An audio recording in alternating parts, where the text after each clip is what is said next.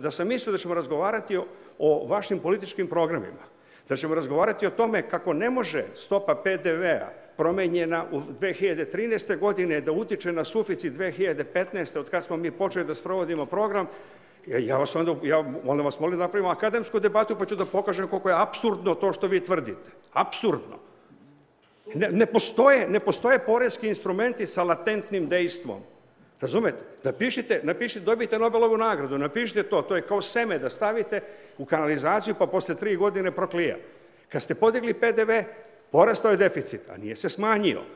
Vaša računica je potpuno amaterska, pogrešna, a što je najvažnije, zloupotrebljavate je za obmanjivanje javnosti i pogrešne političke ciljeve. Ja sam potpuno šokiran vašim nepoštovanjem da vi mene terate, ovo je konstitutivni sastanak, da vi mene koristeći vaša formalna prava koja važe u Skupštini kad razgovaramo o zakonima, za jedno konsultativni, drugarski, profesionalni razgovor, da vi mene terate sa ovog mesta dole, pa ja mogu da izađem iz sale, uopšte ne moram da budem ovde. Da li me razumete? Nemojte da me vređate, nema nikakve potrebe to da radite. Imate vi poslanička prava sva, ali ovde nismo, ovo ne raspravljamo mi o zakonu ovde. Konsultativni sastanak. Molim vas, pročitajte šta to znači. Ako ćete vi da koristite Poslovnik i ostalo, onda ja ne treba da budem tu. Onda vi između sebe, kad bude gotov papir, mi ćemo poslati papir i onda vi raspravljate po tim pravilima. Ja nemam ništa protiv. I vi kažete vladi, uputite vladi saopštenje, glasajte i uputite vladi saopštenje pre usvajanja ovoga 31. januara, uputite primedbe poslanika. Nemam ništa protiv, ali koristite formu na način koji je primeren, a ne za vašu političku kampanju. Ja ovo ne koristim, ja pokušavam ovo da izdignem iznad političkih pitanja i vi ovo vraćate u najgoru moguću političku svađu, ne debatu, nego svađu. Izvinjavam se, taj vaš pamflet koji ste naučili na pamet apsolutno nema veze sa životom i sa činjenicama. Hvala lepo. Zahvaljujem se. Gospodin Momo Čolaković. Nema replike. Prvo gospodin Moma, pa onda. Tražite.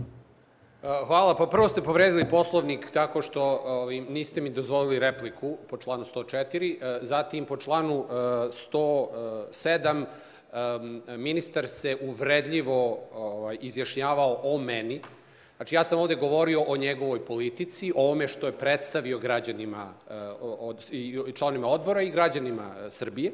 Ovo je ipak sednica odbora, nije sastanak koji je ministar organizovao. Ministar nije bio u stanju da sasluša argumente. Ja sam govorio isključivo o prezentaciji, šta u njoj nedostaje. Ovo bi trebala da bude diskusija, odnosno konsultacije o tome, o strategiji za strukturne reforme i o stvarima o kojima smo trebali danas razgovaramo. Ova prezentacija je potpuno prazna, u njoj ničega o strukturnim reformama praktično nema.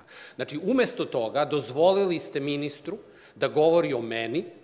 Znači, ministar koji nije bio u stanju da sasluša moj govor, koji ustajao 2 puta, napuštao salu. Ja sam njega lepo saslušao i prvi put i drugi put i čuo sve što je rekao, nisam upadao u reč, tako da jedina nepristojnost je dolazila od članova vladajuće stranke, nažalost od samog ministra. Na takav način se ne može ponašati ovde u ovoj sali.